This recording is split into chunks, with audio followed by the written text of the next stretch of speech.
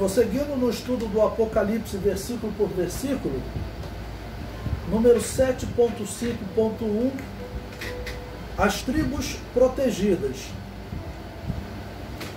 Da tribo de Judá havia 12.000 assinalados, da tribo de Rubens, 12.000, da tribo de Gade, 12.000, da tribo de Asser, 12.000, da tribo de Naphtali, 12.000, da tribo de Manassés, 12.000, da tribo de Simeão, 12.000, da tribo de Levi, 12.000, da tribo de Issacar, 12.000, da tribo de Zebulon, 12.000, e da tribo de José, 12.000, e da tribo de Benjamim, 12.000.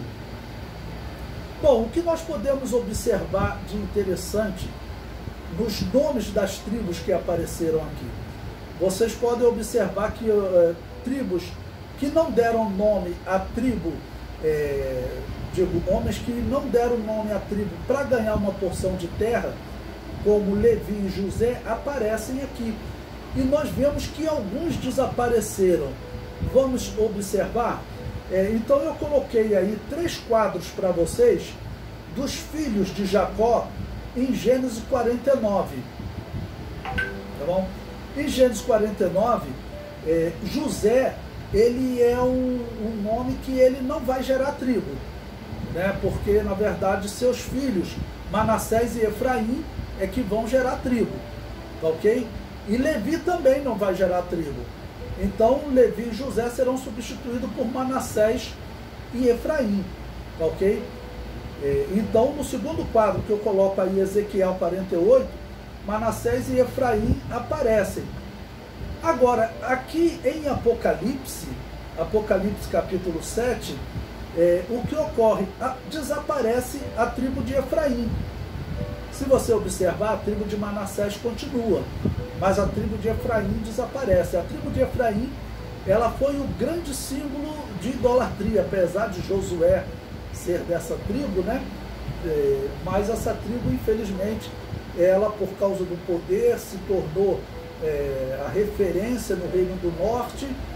Foi um efraimita que causou a divisão do reino, Jeroboão, causou indiretamente, já que na verdade foi o pecado de Salomão, né? Mas ele foi o homem que liderou o protesto contra Roboão, filho de Salomão. E desapareceu também a tribo de Dan. Se você olhar no quadro aí, Dan, ele aparece em Gênesis, aparece em Ezequiel, e ele não aparece em Apocalipse, tá bom? E eu comento aí então no material didático. Percebemos a ausência de 2 tribos entre essas citadas.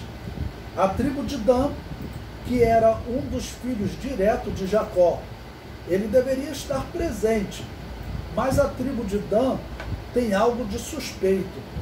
Quando Jacó vai enviar uma bênção e uma profecia sobre seus filhos, ele compara Dan a uma serpente, enquanto Judá é comparado a um leão. Veja, Gênesis 49, 17. Dan será serpente junto ao caminho, uma víbora junto à vereda, que morde os calcanhares do cavalo e faz cair o seu cavaleiro por detrás. Como a serpente ela se torna também um símbolo de Satanás, então existe a sugestão, né, de alguns intérpretes, não é impossível, que o anticristo, na verdade, ele se diga judeu, mas ele não seja da tribo de Judá, não seja da linhagem de Davi. Ele seria da tribo de Dan. É uma hipótese, isso não está claro na Bíblia, né? Dan, apesar de ser a segunda maior tribo, só atrás de Judá, recebeu a menor porção de terra, no pior lugar que existia da terra de Canaã, que era junto dos filisteus. Eu botei uma figura aí para vocês poderem observar. A tribo de Dan era a segunda maior tribo. Nós observamos, né, no livro de Números, a contagem das tribos, ela era a segunda maior tribo. Ela recebeu uma porção pequena e junto dos filisteus, tanto que ela acaba perdendo essa terra. A tribo de Dan, ela acaba perdendo a terra e eles tomam uma cidade, a cidade de Laís, lá no norte de Canaã. Sansão era da tribo de Dan, e ele lutou contra os filisteus para que a tribo de Dan não fosse destruída. Mas esta tribo acabou perdendo a sua terra. E em Juízes capítulo 18, eles vão para o norte, capturam uma cidade chamada Laís e faz dela a sua habitação. Por Dan ser comparado a uma serpente, pode ser que o anticristo seja um descendente de Dan, que se passe por descendente de Judá e Davi, reivindicando o trono de Davi. Literalmente, estudando a história, nós observamos que ninguém sabe quem são os descendentes de Davi hoje. Existem hipóteses, famílias que cerca de 1500 anos depois estavam reivindicando serem descendentes de Davi. Porém, que nós podemos afirmar que de documentos antigos, o último homem que tem um documento afirmando que ele é descendente de Davi é Jesus. Ok? Até os irmãos de Jesus, que seriam descendentes de Davi, são filhos de Maria, são descendentes de Davi, são filhos de José também, são descendentes de Davi. Diz a história que o Império Romano os perseguiu, porque eu ia falar, esses são reis dos judeus, têm direito ao trono, vamos matá-lo. Mas viu que eram homens comuns, camponeses, que não pensavam ou organizavam qualquer rebelião contra o Império Romano. Mas nós não temos documentos dessas pessoas.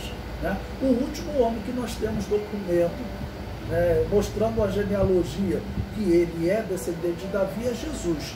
Depois disso, mais ninguém. Existe um rabino também, existe uma tradição que ele seria descendente de Davi, teria direito ao trono, foi um rabino chamado Hilel. Ele viveu até nos dias de Jesus. Porém, os próprios judeus dizem que essa tradição surgiu 500 anos depois da morte de Hilel. Então, provavelmente também ele não era descendente de Davi. A outra tribo que não aparece em Apocalipse 7, mas que consta entre as tribos que receberam terra, foi o filho de José, chamado Efraim. Efraim ganhou grande importância, pois um membro dessa tribo, Josué, tornou-se o líder da conquista de Canaã. Eles receberam o melhor da terra de Canaã, numa região montanhosa, onde havia água em fartura. Porém, depois da divisão do reino de Israel em Reino do Norte e Reino do Sul, Efraim passa a representar rebelião. Primeiro porque o rei, ou o homem, melhor dizendo, que lidera aquela rebelião, foi o efraimita Jeroboão I. E ele também é o homem que vai instituir idolatria no Reino do Norte. Em diversos momentos, a profecia de Jeremias e Ezequiel trata o Reino do Norte como Efraim, enviando diversas profecias contra Efraim. Logo, a sua ausência indica também que Deus reprovou totalmente as atitudes dessa tribo. José provavelmente aparece aqui substituindo Efraim. Manassés, irmão de Efraim, também havia recebido herança. Aparece normalmente no Apocalipse. Vejamos algumas profecias sobre Efraim. Oséias 4,17 diz: Efraim está entregue aos ídolos, deixa-o. Oséias 7,8: Efraim com os povos se mistura, Efraim é um bolo que não foi virado. Oséias 9, versículos 11 e 16: Quanto a Efraim, a sua glória como ave voará, não haverá nascimento, não haverá filho, nem concepção. Efraim foi ferido, secou-se a sua raiz, não darão fruto. Sim, ainda que gerem, eu matarei os frutos desejáveis do seu ventre.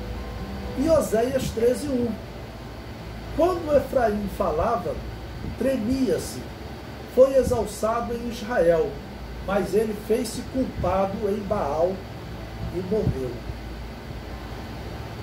Como o nome de Efraim aparece na listagem de Ezequiel 48, sendo esta uma listagem das tribos durante o milênio, podemos concluir que ele renascerá. Essa é uma possibilidade. Mas esse momento que Deus está protegendo os israelitas durante a grande tribulação, eu falei na semana passada que eu acredito que são israelitas mesmo, até por citar o nome das tribos, e nós temos essa referência de uma tribo ausente, e outra ser incluída, outra tribo ausente, outra sendo incluída, está tratando realmente de israelitas durante a grande tribulação. Existem israelitas hoje que acreditam nas profecias, temem a Deus, então esses israelitas, mesmo antes deles voltarem, deles acreditarem em Jesus Cristo como Messias, melhor dizendo, eles serão protegidos, porque a ignorância deles hoje é resultado, infelizmente, daquela descrença dos antepassados deles lá nos dias do Novo Testamento. Então, eles mantêm uma fidelidade a Deus e uma fé nas Escrituras limitada por conta da incredulidade dos seus antepassados. Então, lembrando o versículo que Deus diz: eu visito a maldade dos pais sobre os filhos até a terceira e quarta geração e faço misericórdia. Qual é a maldade? Algumas pessoas interpretam esse versículo de maneira errada, alguns tratam esse versículo como se a maldade fosse de Deus, e como os pais erram e Deus visita punindo os filhos. Não. Eu visito a maldade dos pais sobre os filhos. Então os pais foram maus com os filhos. Por quê? Porque não ensinaram a verdade de Deus a eles. Ou tiveram atitudes incrédulas que, ao chegar na outra geração, eles sofreram. Ok? E isso é o que diz o texto. Eu visito a maldade dos pais sobre os filhos, até a terceira e quarta geração. E Deus faz nele, diz: eu faço misericórdia. Como? Como um exemplo desse. Durante a grande tribulação, Deus vai proteger israelitas que ainda não creem em Jesus, mas eles acreditam nas profecias. Então eles têm uma interpretação errada pela maldade dos pais, que lá nos dias do Novo Testamento rejeitaram o Messias.